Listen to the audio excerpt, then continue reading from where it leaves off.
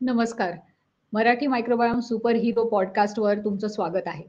आम्ही आज खूपच महत्त्वाचा विषय आपल्याकडे आणला आहे आणि तो आहे मिलेट्सबद्दल. जर आपण विचार केला की मिलेट्स काय आहे? त्याला म्हणतात श्रीधान्य किंवा भरड धान्य मराठीत असं म्हणतात. आपल्याला मिलेट्सबद्दल खूप काही असं आहे जे माहीत नाहीये किंवा खूप मिसकन्सेप्शन आहे. चुकीची माहिती आहे आणि त्यामुळे बरंच आपलं नुकसान पण होऊ शकतं.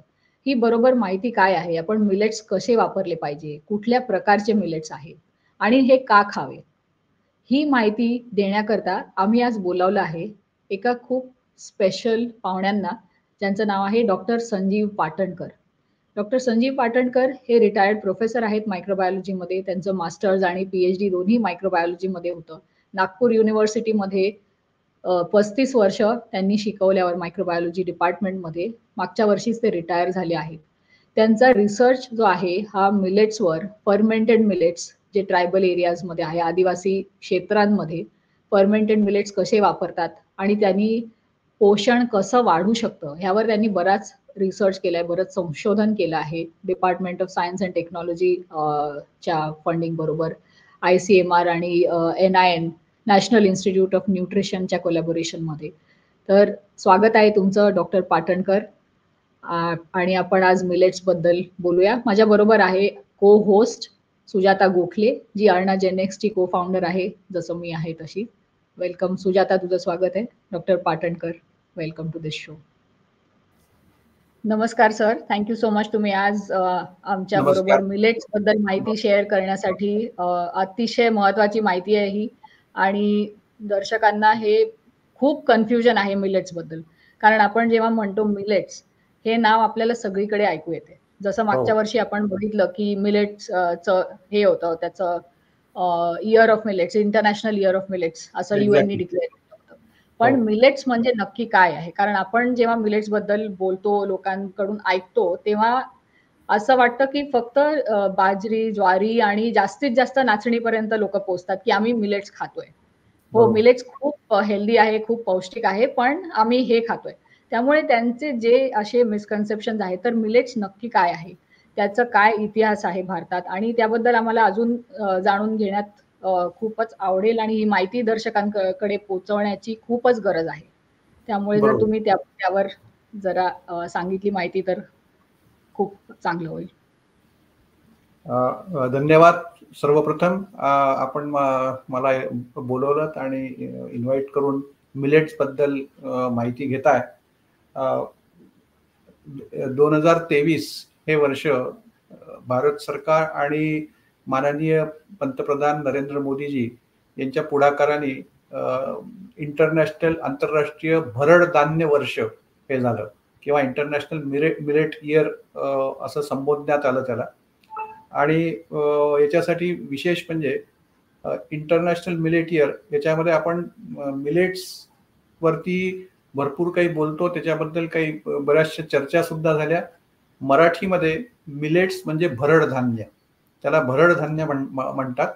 आणि भरड धान्य हे जे आहे हे विशेषतः त्याला इंग्लिशमध्ये ज्याला आपण स्मॉल ग्रेन्ड सिरियल्स, याचाच अर्थ की तृणधान्य, थोडक्यात म्हणायचं म्हणजे ते तृणधान्य आहेत.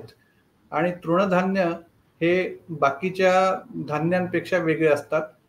सो तृणधान्य याची वाढ जी असते ती छोटी असते आणि तृण म्हणजे आपल्याला एक साधारण गवतासारख्या किंवा याच्यासारख्या याच्यामध्ये ते मोडणारे हे असू शकतात. आपल्या भारतामध्ये भरड धान्य ही फार पूर्वीपासून प्रचलित होती. विशेषतः भारत हा जगातला सर्वात मोठा भरड धान्य उत्पादन करणारा देश आहे, हे विशेष इथे सांगावंसं वाटतं. जरी आज त्याची व्याप्ती किंवा त्याचा उपयोग हा आपल्याच देशात कमी झाला. विशेष म्हणजे जेव्हापासून आपल्या इथे हरित क्रांती आली आणि हरित क्रांती आल्यापासून विशेषतः गहू आणि तांदूळ याला महत्त्व देण्यात आलं आणि त्यावेळेसपासून ही तृणधान्य किंवा भरड धान्य ही हळूहळू कमी व्हायला लागली. तर याचा जर आपण इतिहास पाहिला किंवा याचं जर केव्हापासून हे वापरात आहेत किंवा होते याचा जर विचार केला तर याचा उल्लेख यजुर्वेदात सुद्धा सापडतो. यजुर्वेदामध्ये वेगवेगळ्या प्रकारची भरड धान्य यांचा उल्लेख आहे. भरड धान्य साधारणतः आपल्याला लोकांना जी माहिती आहे ती म्हणजे ज्वारी, बाजरी, फार झालं तर नाचणी, त्याच्यानंतर दुसरा प्रकार आहे तो राजगिरा. हे सगळे प्रकार जे आहेत हे भरड धान्यांमध्ये येतात, ते आपल्याला माहिती आहेत. पण त्याच्या व्यतिरिक्त वेगवेगळ्या प्रकारची भरड धान्य अस्तित्वात आहेत. जवळजवळ 20 प्रकारची भरड धान्य आहेत. आणि या भरड धान्यांपैकी ज्याचा उल्लेख आपल्याला यजुर्वेदामध्ये किंवा वेदकालीन वाङ्मयामध्ये येतो त्याच्यामधलं ज्याला आजकाल आपण म्हणतो फॉक्सटेल मिलेट. फॉक्सटेल मिलेट हे याला यजुर्वेदामध्ये प्रियंगवा म्हटलंय. दुसरं मिलेट आहे बर्नयार्ड मिलेट, त्याला अन्नवा मिलेट म्हटलेलं आहे. आणि तिसरं मिलेट जे आहे ते ब्लॅक फिंगर मिलेट, त्याला शामका म्हणून म्हटलेलं आहे. तर अशी वेगवेगळ्या नावानी ही भरड धान्य यजुर्वेदामध्ये सुद्धा सांगितलेली आहेत. आणखीन एक मोठा उल्लेख म्हणजे कालिदासांच्या याच्यामध्ये हे जे आहे शकुंतला जी याच्यामध्ये जाते, दुष्यंताकडे जेव्हा जाते त्यावेळेस तिची पाठवणी जेव्हा होत असते तेव्हा त्या याच्यामध्ये कण्व ऋषी जे आहेत, कण्व ऋषींनी त्या याच्यामध्ये जी भरड धान्य दिली त्याच्यामध्ये प्रियंगवा हे भरड धान्य त्यांनी दिलेलं आहे असा त्याच्यामध्ये उल्लेख आहे. तर आपल्या इथे भरड धान्याचा उल्लेख हा अतिप्राचीन आहे. आणि भरड धान्य त्यावेळेस वापरात होती. याचं कारण असं की आपली जी हे आहे इथलं वातावरण जे आहे किंवा आपलं पर्यावरण जे आहे त्याच्यामध्ये भरड धान्य ही चांगल्या रीत्या उगवतात. भरड धान्यांमध्ये ची विशेषता ही आहे की ते ज्याला आपण म्हणतो एरिड और सेमी एरिड सॉइल्स, ज्या सॉइल्स असतात त्या याच्यामध्ये साधारणतः ही भरड धान्य येतात. त्याला आपण शुष्क प्रदेश म्हणू शकतो किंवा अर्धशुष्क प्रदेश म्हणू शकतो. तर म्हणून भारतामध्ये मिलेट्सचं किंवा भरड धान्य ही पूर्वी फार प्रचलित होती. आणि वेगवेगळ्या प्रकारची भरड धान्य ही वेगवेगळ्या राज्यांमध्ये उत्पादित होतात. प्रत्येक राज्यामध्ये वेगवेगळ्या प्रकारची भरड धान्य येतात आणि ती भरड धान्य त्या हवामानानुसार तिथे ती उगवली असल्यामुळे ते इको फ्रेंडली टाईप ऑफ त्याचं हे आहे, ते पीक आहे. म्हणून भरड धान्य जेव्हा आपण उगवतो त्याच्यासाठी लागणारं जे पाणी आहे ते फार कमी लागतं. म्हणून पाण्याची सुद्धा बचत होऊ शकते. आणि पूर्वी आपल्या इथे भरड धान्य ही म्हणूनच जास्त प्रचलित होती. आज जर आपण पाहिलं तर गहू किंवा तांदूळ याच्यासाठी लागणारं जे पाणी आहे ते खूप जास्ती आहे. आणि आजच्या परिस्थितीमध्ये जेव्हा पाणी कमी होत आहे तेव्हा भरड धान्याचं उत्पादन वाढवलं तर त्याचे वेगवेगळ्या प्रकारचे फायदे पर्यावरणाच्या दृष्टीने सुद्धा असू शकतात. तर ही एक साधारण आहे. म्हणजे आपण जर इथे पाहिलं तर भारतातील पोषाहार हा भरड धान्यांवरती निर्धारित होता. याचा उल्लेख साधारणतः 4500 ख्रिस्तपूर्व काळापासून आहे. इतका जुना हा इतिहास आपल्या भारतामध्ये आणि भरड धान्याचा आहे. त्याच्यामुळे आपली भारतीयांची सर्वात मोठी जबाबदारी आहे की मिलेट्सना किंवा भरड धान्याला जागतिक स्तरावर नेऊन ठेवणे आणि त्याची उपयोगिता काय आहे त्याच्याबद्दल आपण त्याची प्रसिद्धी करणे किंवा त्याचं ॲडव्होकेटिंग करणे. सो म्हणून हे भरड धान्य वर्ष जे होतं हे फार महत्वाचं होतं. भरड धान्यामुळे वेगवेगळ्या प्रकारचे फायदे आहेत. भरड धान्य याच्यामध्ये विशेषतः भरड धान्यांमुळे कार्बोदकं जी आहेत त्याच्यामध्ये जी कार्बोदकं अशी आहेत की ज्याच्यामुळे ग्लायसेमिक इंडेक्स जो आहे हा कमी असतो. ग्लायसेमिक इंडेक्स कमी ठेवणं आजकाल प्रत्येकाचा हे झालेलं आहे, एक काय गरज झालेली आहे. कारण ग्लायसेमिक इंडेक्स वाढला तर आपल्या सर्वांना माहिती आहे की त्याच्यामुळे आपलं ब्लड प्रेशर आहे, त्याच्यानंतर डायबिटीस आहे, हे सगळे प्रकार होतात. ग्लायसेमिक इंडेक्स वाढला की वजन वाढतं. सो आजकाल प्रत्येक जण आपल्या आरोग्याबद्दल फारच काळजीपूर्वकरित्या हे करायला लागलेलं आहे. डायटेशियन्सकडे जाणं आणि डाएट कंट्रोल हा जो सगळा आहार विषयक हे जो वाढलेला आहे, त्या परिस्थितीमध्ये मिलेटचा यूज करणं आपल्या आहारात हे अतिशय महत्वाचं झालेलं आहे. या भरड धान्यांमध्ये जर आपण पाहिलं तर साधारणतः एक जनरल त्याचं कंपोजिशन जर पाहिलं तर त्याच्यामध्ये 65 ते 75% कार्बोदक आहेत, 7 ते 12% प्रथिनं आहेत आणि 2 ते 5% स्निग्ध पदार्थ आहेत. अशी ही त्याची साधारण ज्याला आपण प्रॉक्झिमेट अनालिसिस म्हणू शकतो ते आहे. त्या व्यतिरिक्त काही अमिनो ऍसिड्स जी बाकी ठिकाणून आपल्याला मिळत नाहीत किंवा ज्याची कमतरता इतर असते, तर ती अमिनो ऍसिड सुद्धा याच्यामध्ये भरपूर आहेत. काही भरड धान्यांमध्ये फॉलिक ऍसिड सारखं व्हिटॅमिन हे सुद्धा आहे. आणि जवळजवळ भरड धान्य जर आपण पाहिली, या भरड धान्याचा उपयोग आपल्या भारतामध्ये आपण करायचा जो उद्देश आहे त्याचं मुख्य आणखीन एक कारण आहे.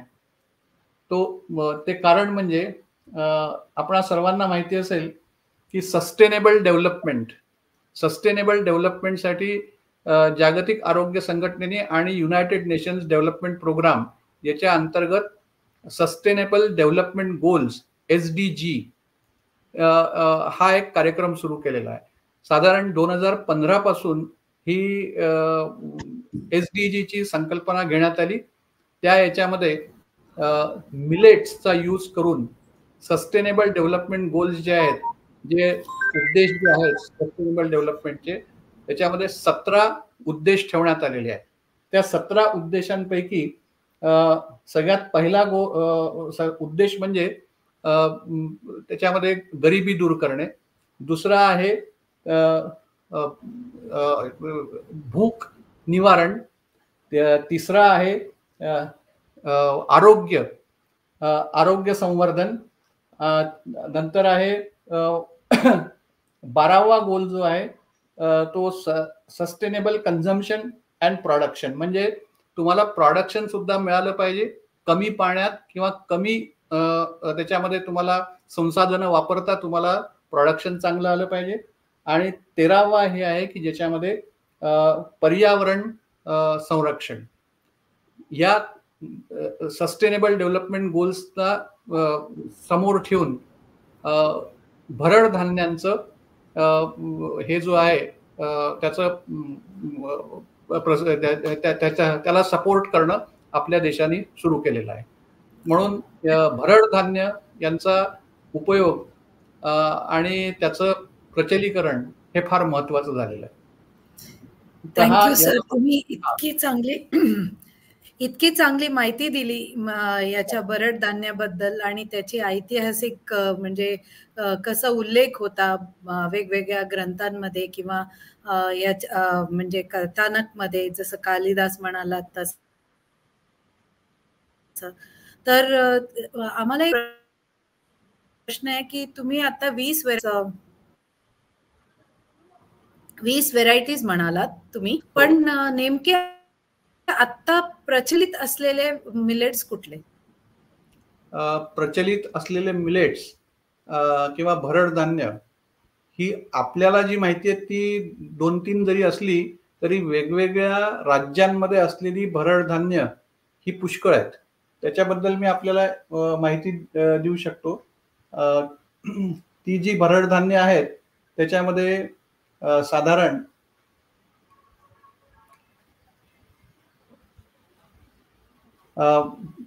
बाजरा, आपण सगळ्यात जर पहिलं म्हटलं तर बाजरा, किंवा त्याच्या आधी सगळ्यात आधी येतं ज्वार. आणि बाजरा जो आहे त्याला पर्ल मिलेट म्हणतो. या पर्ल मिलेट किंवा बाजराचे वेगवेगळे फायदे आहेत, हेल्थ बेनिफिट्स आहेत. विशेष म्हणजे कोलेस्ट्रॉल कमी करणे, नंतर बोन हेल्थ म्हणजे याच्यामध्ये कॅल्शियम असल्यामुळे तुमचं हाडां ठिसूळ न होऊ देणे, त्याच्या व्यतिरिक्त लिपिड प्रोफाईल हा मेंटेन करणे, त्याच्या व्यतिरिक्त लॉस वेट जे आहे ते कंट्रोल करायचं, अशी वेगवेगळ्या प्रकारचे फायदे बाजरीपासून आहेत. त्या आणि हे वेगवेगळ्या ठिकाणी हे याचं उत्पादन होतं. बंगालमध्ये होतं, सदर्न स्टेट्समध्ये म्हणजे दक्षिण राज्यांमध्ये होतं, याच्या व्यतिरिक्त मध्य प्रदेशमध्ये होतं, उत्तर प्रदेशमध्ये, असं बऱ्याच ठिकाणी होतं. त्याच्यामुळे हा जास्ती पॉप्युलर आहे. याच्यामध्ये डायटेटरी फायबर्स विशेषतः आहेत आणि फोलिक ऍसिड पण आहे. म्हणून फोलिक ऍसिड डेफिशियन्सी ज्यांना असतात पर्टिक्युलरली त्यांनी हे घ्यावं. आणि फोलिक ऍसिड जर तुम्ही घेत असाल तर तुमचं आयर्न ऍब्झॉर्प्शन हे चांगलं होतं, कारण आयर्न ऍब्झॉर्प्शन होण्यासाठी folic acid is very very important. So बाजरा हा आहे. त्याच्या व्यतिरिक्त मग पुढचं येतं ते सोरगम किंवा ज्याला आपण ज्वार म्हणतो. तर ज्वार आपल्या सगळ्यांना माहिती आहे की ज्वार ही आपल्या इथे वापरली जाते आणि त्याचे बरेचसे फायदे सगळ्यांना माहिती आहे. ग्लायसेमिक इंडेक्स कमी होतो वगैरे, हे या ज्या सगळ्या गोष्टी आहेत, कोलेस्ट्रॉल कंट्रोल वगैरे या सगळ्या आहेत. आणि ज्वार सुद्धा वेगवेगळ्या राज्यांमध्ये याचं उत्पादन होतं. मग त्याच्या पुढे ज्वारीनंतर येतात लिटल मिलेट त्यांना म्हणतात, म्हणजे कुटकी. कुटकी नावाचं एक हे आहे. कुटकी ही विशेषतः मध्य प्रदेशमध्ये होते आणि कर्नाटकामध्ये होते. कुटकी हिचा वापर भरपूर प्रमाणात करण्यात येतो. मध्य प्रदेशमध्ये जर गेलात तर कुटकीचे लाडू हे फार प्रचलित आहेत. त्याच्यामध्ये सुद्धा फोलिक ऍसिड आहे आणि फायबर, कार्बोहायड्रेट हे आहेत. ग्लायसेमिक इंडेक्स सुद्धा त्याचा कमी आहे. मध्य प्रदेशमध्ये तर कुटकीचे लाडू आता गव्हर्नमेंटने तिथे त्याला प्रोत्साहन देणं सुरू केलेलं आहे, की तो एक हे आहे. तुम्हाला मी सांगतो की नागपूरहून वंदे भारत चालते नागपूर टू इंदोर. त्या वंदे भारतमध्ये जेवण जे दिलं जातं त्याच्यामध्ये स्वीट डिश म्हणून कुटकीचे लाडू दिले जातात. तर आजकाल अशा प्रकारचा सुद्धा प्रचार सुरू झालेला आहे. हे ऐकून आता तुम्ही दोन खूप महत्वाचे पॉइंट सांगितले जे नवीन आहे. पहिली गोष्ट म्हणजे फॉलिक ऍसिड हे आयर्न ऍब्झॉर्प्शन साठी लागतं, हे कोणालाच माहित नसतं. आणि दुसरी गोष्ट म्हणजे हे कुटकीचे लाडू जे लिटिल मिलेट्सचे लाडू बनवतात हे मला माहित नव्हतं ऍक्च्युली. हे पण खूपच महत्वाचं पॉइंट आहे. असे खूप वेगवेगळ्या प्रकारचे याचे पदार्थ आहेत प्रत्येक मिलेटचे. त्याच्यावर जर आपण बोललो तर 2 तास सुद्धा आपल्याला कमी पडतील प्रत्येकाचे. इतक्या प्रकारचे. तुम्ही आता जे मिलेट्स बद्दल जे सांगितलं, आता लोक, मी जसं म्हटलं तसं आम्ही हेच ऐकतोय सगळ्यांकडून की आम्ही मिलेट्स खातो, पण ते एकतर ते बाजरा, ज्वारी किंवा नाचणी खात असतात, किंवा ते जे कुठले दुसरे मिलेट जरी खात असतील, लिटिल मिलेट, फिंगर मिलेट, जे काय हे असतं, फॉक्सटेल मिलेट, बार्नयार्ड मिलेट, तर त्यांना हे माहित पण नसतं की ते नक्की कुठले मिलेट्स खात आहेत आणि ते कशासाठी खात आहेत. तर हे कुठल्या प्रकारचे काही ह्याचं जे क्लासिफिकेशन आहे मिलेट्सचं, हे तुम्ही जरा हे सांगू शकाल का, की पॉझिटिव्ह, नेगेटिव्ह, न्यूट्रल मिलेट्स म्हणजे काय नक्की? ऍक्च्युअली जी प्रचलित मिलेट्स आहे त्याच्यामध्ये हे सगळे कंपोनंट्स आहेत. त्याच्यामध्ये हे घटक जे आहेत हे सगळे आहेत त्याच्यात, आणि बहुतेक यांचे फायदे होतात. दुसरी गोष्ट अशी आहे की याचा उपयोग आपल्या रोजच्या आहारामध्ये आपण जे ग्रेन्स घेतो त्याच्यामध्ये 33% असावा. म्हणजे साधारणतः 1/3 तुम्ही म्हणा की तुमच्या आहारामध्ये त्याचा 1/3 रोजच्या आहारामध्ये मिलेट्सचा उपयोग असावा. काही काही वेळेला लोकांचं मिसकन्सेप्शन असं असतं की आम्ही सगळं मिलेटच खातो, दुसरं काहीच खात नाही. पण एक्सेस ऑफ मिलेट्स जर तुम्ही घेतले तर त्याचे काही याचे दुष्परिणाम असू शकतात. तर म्हणून national institute of nutrition ICMR यांनी हे रेकमेंड केलेलं आहे की 33% मिलेट्स तुमच्या टोटल ग्रेन्सच्या प्रपोर्शन मध्ये घ्यावे. मी आता तेच विचारणार होते की 33% हे टोटल ग्रेन्सचं प्रपोर्शन आहे की टोटल ग्रेन्स? हो, टोटल ग्रेन्स रोजच्या आहारामध्ये. आणि हे ICMR स्टँडर्ड आहे, नॅशनल इन्स्टिट्यूट ऑफ न्यूट्रिशन, जी सगळ्यात मोठी न्यूट्रिशनच्या बाबतीतली हे आहे आपली संस्था. भारताचं न्यूट्रिशन जी ठरवते आपण असं म्हणू, ती इन्स्टिट्यूट जी आहे तिने हे सांगितलेलं आहे. तर अशा प्रकारचे वेगवेगळे मिलेट आहे. तुम्हाला प्रोसो मिलेट म्हणून आहे, त्याला वरी म्हणतात, वरी, आणि त्याची वेगवेगळी नावं आहेत वेगवेगळ्या स्टेट्समध्ये. वेगळ्या स्टेट्स, दुसऱ्या स्टेटमध्ये सुद्धा हे बनवली उत्पादित केली जातात. पण काही मिलेटमध्ये जसं मी म्हटलं फोलिक ऍसिड नसतं, त्याच्यापैकी प्रकार हा जो आहे हा वरी, याच्यामध्ये फोलिक ऍसिड नाही आहे. याच्यामध्ये सगळ्यात महत्वाचं हे म्हणजे काय आहे की डायटेटरी फायबर जो आहे, ज्याला आपण अन्नागत तंतू ज्याला म्हणतो, डायटेटरी फायबर जो आहे ज्याला मराठीमध्ये अन्नागत तंतू आपण त्याला म्हणू शकतो, तो फायबर जो आहे तो सगळ्यात महत्वाचा आहे. आणि तो फायबर जो आहे तो वेगवेगळ्या प्रकारे आपल्या आरोग्याला मदत करत असतो. त्याच्यामध्ये एक म्हणजे सगळ्यात पहिल्यांदा डायटेटरी फायबर किंवा या तंतुमय याच्यामुळे कॉन्स्टिपेशन होत नाही, हा सगळ्यात मोठा एक हे आहे. त्याच्यामुळे हे जो आहे क्लिनिंग ते फार चांगलं होऊ शकतं. हा सगळ्यात मोठा एक फायदा आहे. ज्यांना कॉन्स्टिपेशनचा त्रास आहे त्यांनी ज्याच्यामध्ये फायबर्स जास्ती आहेत अशा टाईपचे भरड धान्य जर घेतले तर ते चांगलं आहे.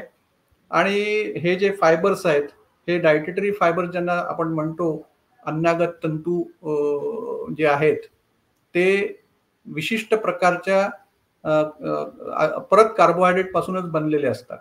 त्याच्यामध्ये एक महत्वाचा हे म्हणजे inulin, that is a polymer of fructose.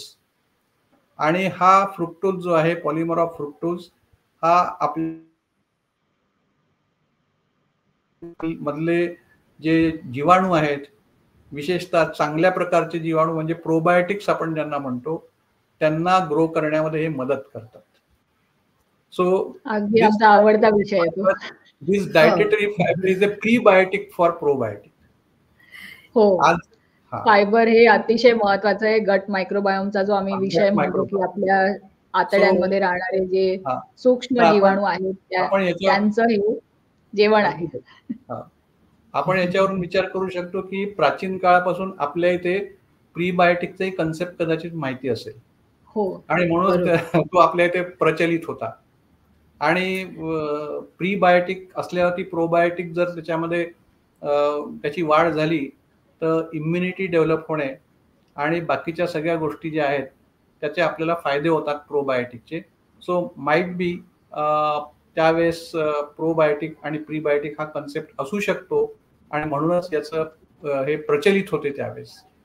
आणि हेल्दियर पीपल वेअर मोर असं आपल्या traditional food style are actually म्हणजे ते दाखवतात आपले जे म्हणजे पूर्वजांनी ते जेवणाचे जे ताट मांडत होते त्याच्यात ह्या सगळ्यांचा समावेश होता हे जाणून येतो आपल्याला जेव्हा आपण बघतो की दे हॅड म्हणजे याची जाणीव होती त्यांना, प्रीबायोटिक्स प्रोबायोटिक्स आणि खाण्याची पद्धत आणि कशी असावी हे त्यांच्याकडे माहिती होती. फक्त ते आत्ता जे आपण जसं लोकांना सांगायला लागतंय आपल्याला ते कदाचित तेव्हा तो जीवनशैलीचा एक भाग होता, त्यामुळे त्यांना विशेषतः त्याच्यावरती चर्चा किंवा टिप्पणी करायची गरज नव्हती. एक विशेष म्हणजे असतं आपल्या इकडे ताक आणि भाकरी. ताक आणि भाकरी हे बरेच लोक खातात. तर ताक आणि भाकरी म्हणजे ताकामध्ये तुम्हाला प्रोबायोटिक मिळू शकतं आणि प्रीबायोटिक त्याला भाकरीमध्ये किंवा बाजरा ज्वारीची असले तर त्याच्यामध्ये डायटेटरी फायबर आहे. किंवा इतर सुद्धा जे भरड धान्य आहेत त्याच्या सुद्धा भाकऱ्या बनवतात. आणि भरड धान्य ही बाकीची जी भरड धान्य जसं मी आता म्हटलं कुटकी आहे, कोदो नावाचं एक आणखीन दुसरं एक भरड धान्य आहे, एक कोसरी नावाचं आहे. आता यांना वेगवेगळी नाव आहेत. कोसरीला इंग्लिशमध्ये सुद्धा त्याचं नाव आहे, पण त्याला कोराळे म्हणतात कन्नडमध्ये, अन्न कोराळे म्हणतात तेलुगूमध्ये आणि कोसरी म्हणतात मराठीमध्ये.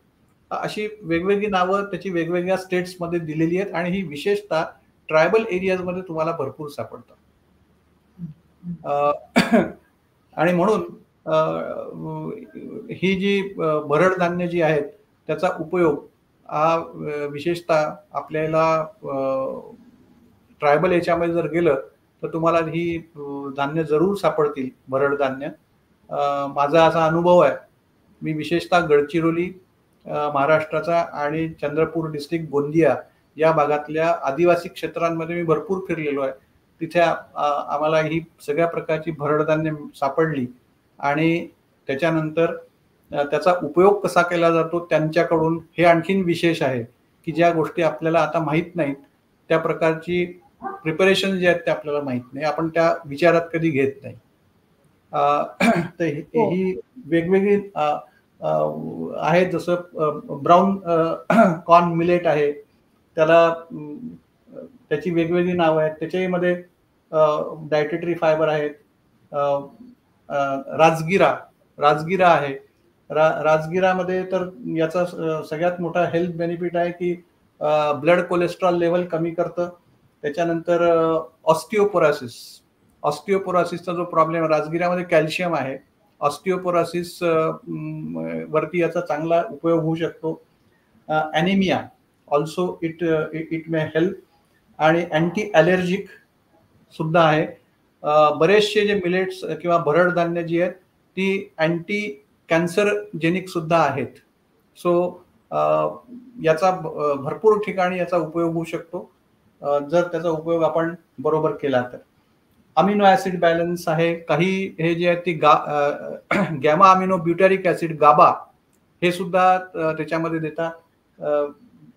गॅमा अमिनो ब्युटॅरिक ऍसिड देणारं जे आहे ते तुमचं हे आहे बर्नयार्ड मिलेट ज्याला म्हणतात. बर्नयार्ड मिलेट हिंदीमध्ये आपण त्याला भगर म्हणतो. बर्नयार्ड मिलेट, भगरमध्ये गॅमा अमिनो ब्युटॅरिक ऍसिड आणि it is also it gives the beta glucan. So beta glucan हे सुद्धा राजगिऱ्यामध्ये आहे. तर असे याचे विविध प्रत्येक याचे वेगवेगळे हेल्थ बेनिफिट्स आहेत. राजगिरा आपण उपयोगात आणतो. सर, आता तुम्ही इतकी माहिती दिली, त्यांची सगळी हेल्थ बेनिफिट्स सांगितली, खूप छान माहिती दिली आम्हाला, बरेच काय काय नवीन कळलं याच्यावरनं. पण मला याच्यात एक प्रश्न विचारायचं होतं, हे भरड धान्य खाण्याची पद्धत काहीतरी विशेष पद्धत आहे का नुसतं जसं आपण भात तांदूळ खातो, पीठ केलं खाल्लं, म्हणजे गव्हाचं पीठ बनवलं खाल्लं पोळी करून, किंवा भात नुसतं धुवून कुकर लावलं आणि भात शिजवला, तसं ह्याच्यासाठी पण काही, म्हणजे is it as simple as that का त्याला काही पद्धत आहे शिजवायची पद्धत? याच्यापासून वेगवेगळ्या भरड धान्यांची वेगवेगळ्या प्रकारच्या प्रिपरेशन्स आहेत. कशापासून तुम्ही भाकर किंवा चपाती सारख्या गोष्टी बनवू शकता, काही तुम्ही भातासारख्या खाऊ शकता, काही याची खीर बनवू शकता, काही भरड धान्य जे आहेत त्यांना तुम्ही याच्यासारखं त्याचे डोसा टाईप प्रिपरेशन्स आहेत त्या सुद्धा तुम्ही करू शकता. किंवा आपण आपल्याकडे धिरडं जे म्हणतो, धिरडं सारखे प्रकार सुद्धा त्याच्यामधून होऊ शकतात मराठी जे आपण म्हणतो. तर प्रत्येकाचे वेगवेगळ्या प्रिपरेशन्स अवेलेबल आहेत, करतात ट्रॅडिशनल वे मध्ये. ओनली थिंग फक्त हेच आहे की ते आपल्याला माहित नाही आहेत त्या प्रिपरेशन्स काय काय. त्या जर समोर आल्या तर त्याच्यापासून पुष्कळ हे होईल. आणि म्हणूनच या प्रिपरेशन जर आणल्या तर त्याच्यामधला सस्टेनेबल डेव्हलपमेंट गोल्स मध्ये जे आहे की प्रोडक्टिव्हिटी वाढवणे आणि माणसांची गरिबी कमी करणे, तर याच्यामधून बरेचसे आंतरप्रिनरल हे सुद्धा उभे राहू शकतात.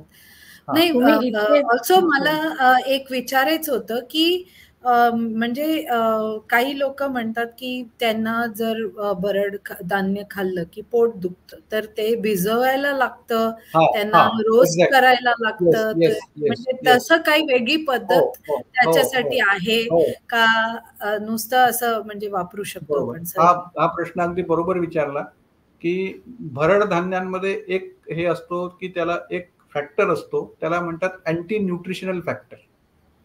अँटी न्यूट्रिशनल फॅक्टर हा असू शकतो काही भरड धान्यांमध्ये, म्हणून त्यांना भिजवून ठेवणे, त्याच्यानंतर त्याला आंबवणे किंवा त्याला रोस्ट करणे या सगळ्या गोष्टी ज्या आहेत याचं ही प्री ट्रीटमेंट जर आपण दिली तर हे आपण जे आता बोललो की काही लोकांना पोट दुखतं किंवा आणखीन काही होतं, हे प्रकार त्याच्यामध्ये होणार आहे, कारण ते अँटी न्यूट्रिशनल फॅक्टर्स त्याच्यातले डिस्ट्रॉय होतात.